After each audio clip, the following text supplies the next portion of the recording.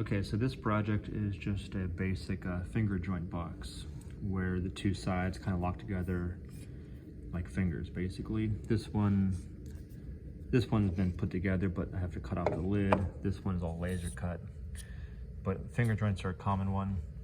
And I'm just gonna use, or you guys are gonna use, or actually you can use whatever wood you want, but for this project, for my class, just use a piece of redwood.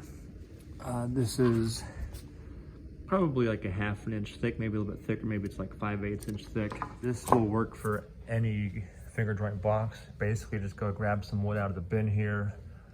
It could even be thin stuff like this. This may be only 1/4 inch or so.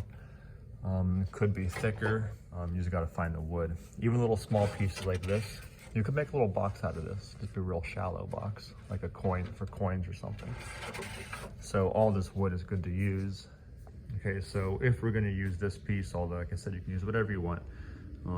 Right now this wood is all pretty dirty. And so I'm gonna go plane it through the planer, get both sides cleaned up. Not looking to actually reduce the thickness, I'm just looking to make it look nicer. So kind of shave off the edges and get all that dirt out of there. So let's go ahead and do that.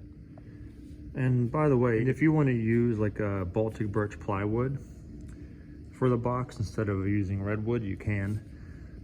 Because it does have kind of these cool like stripes on there, and those will pop out on the fingers. This actually does make a cool box. I'll probably make one out of this, and I'll make one out of redwood. In fact, if they're the same thickness, then you could use this for two sides and redwood for the other two sides. Might be kind of a nice contrast. Okay, well, first step is to take your piece of wood. If you need to, you don't have to, but if it's all rough looking, you should plane it. I'm just gonna feed it through here. The first thing, remember, lower it down and raise it up until the wood kind of gets stuck in there. Okay, it just got stuck.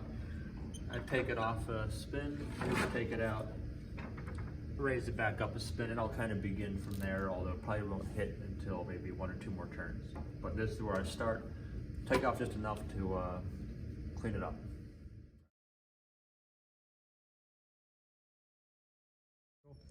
And also I planed it down to be the same thickness as this Baltic birch plywood, and so this is 15 millimeters thick.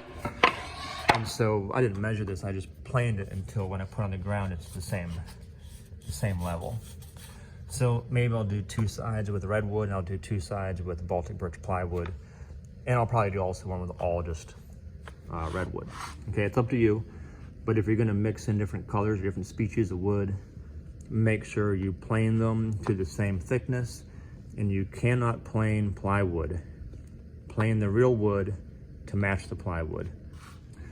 Okay, so step 1 is done. We planed up the wood. It's all looks better here.